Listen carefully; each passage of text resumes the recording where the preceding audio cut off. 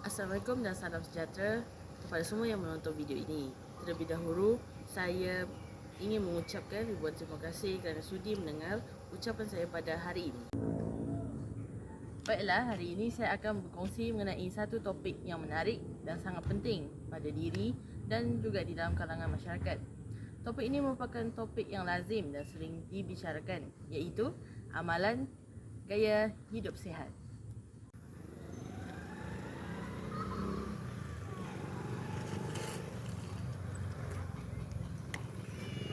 Apakah yang dimaksudkan dengan amalan gaya hidup yang sihat? Amalan gaya hidup sihat membawa maksud suatu kombinasi antara makanan yang seimbang, aktiviti fizikal yang mencukupi, tidur yang baik dan tidak mengalami stres yang berlebihan dan juga menjaga kesihatan secara menyeluruh.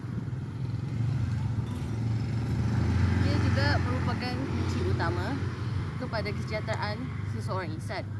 Insan yang sihat sudah pastinya dapat membantu dalam membangunkan pembangunan negara. Sebagai seorang mahasiswa atau mahasiswi, kami juga tidak lari daripada menghadapi cabaran atau kekangan, terutamanya dari segi masa dalam menjalani gaya hidup yang sihat. Oleh itu, terdapat beberapa kaedah atau cara yang boleh kita praktikkan untuk mengamalkan gaya hidup yang sihat. Antaranya, isi yang pertama adalah menjaga pemakanan seharian. Perkara paling penting dalam mengamalkan gaya hidup sihat adalah dengan mengambil pemakanan yang seimbang.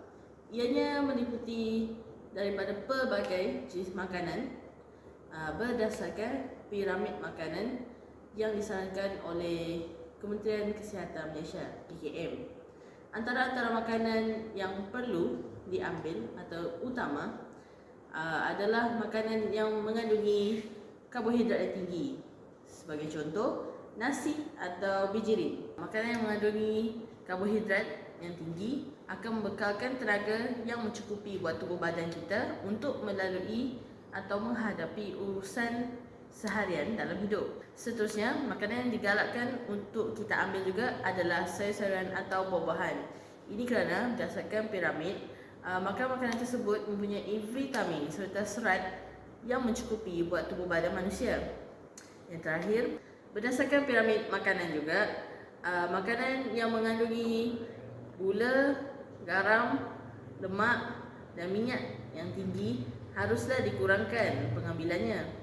Ini kerana ia boleh menyebabkan timbulnya atau munculnya penyakit kronik seperti diabetes, serangan jantung, obesiti, darah tinggi dan sebagainya.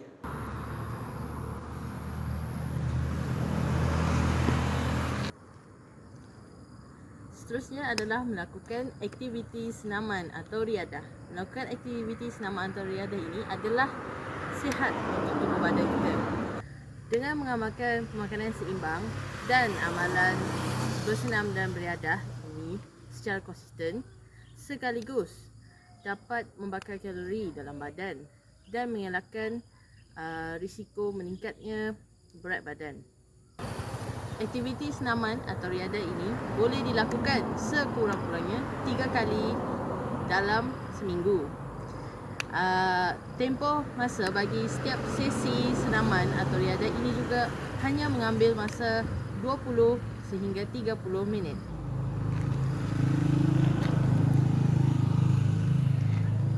Okey, jom sama jogging. Okey, seterusnya adalah menjauhkan diri daripada tekanan yang berlebihan. Pengamalan gaya hidup sihat tidak hanya terletak kepada pemakanan seimbang, tetapi ia juga melibatkan pengurusan tekanan diri ataupun stres. Tekanan diri adalah gejala negatif yang dilihat semakin menular di kalangan masyarakat kini. Ianya melibatkan tekanan yang sukar dikawal, terutamanya di tempat belajar ataupun di rumah. Seseorang yang mempunyai tekanan diri ini haruslah bijak mencari solusi dalam menguruskannya agar ia tidak mengganggu kehidupan seharian mereka atau akhirnya menjejaskan kesihatan diri. Antara langkah yang boleh dilakukan dalam menanggani isu tekanan diri ini adalah pertama, berjumpa atau mendapatkan nasihat daripada orang yang pakar seperti kaunselor, berkongsi masalah dengan rakan yang dipercayai atau ahli keluarga, dan akhir sekali mendekatkan diri kepada Tuhan serta mengikuti aktiviti-aktiviti keagamaan agar ianya sentiasa dapat memotivasikan diri kita. Seterusnya, isu yang keempat adalah menghindarkan diri daripada aktiviti negatif. Aktiviti negatif yang dimaksudkan di sini ialah penagihan dadah, meminum arak dan menghisap rokok. Hal ini kerana aktiviti sedemikian boleh menjejaskan tubuh badan kita dalam jangka masa yang panjang. Secara jelasnya, merokok boleh menyebabkan penyakit jantung atau paru-paru. Seterusnya, meminum arak juga akan mendatangkan implikasi yang teruk kepada kesihatan fizikal dan mental.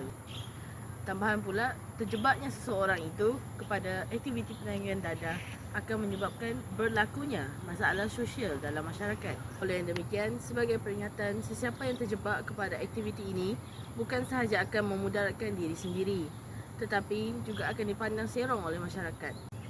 Oleh itu, marilah kita semua meningkatkan kefahaman dan kesedaran kita tentang penyalahgunaan dadah, rokok dan juga arak. Kaedah yang terakhir adalah membuat pemeriksaan kesihatan.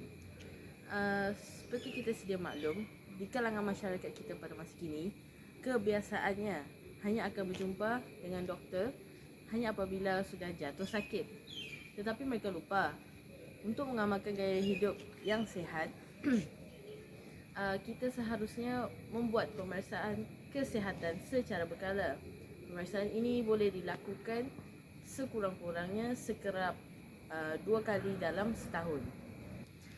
Dengan mengambil tahu tentang tahap kesihatan kita, barulah kita dapat mengambil langkah ataupun kesedaran untuk mengekalkan kesihatan diri kita. Kesimpulannya, terdapat banyak amalan gaya hidup sihat yang dapat kita praktikkan.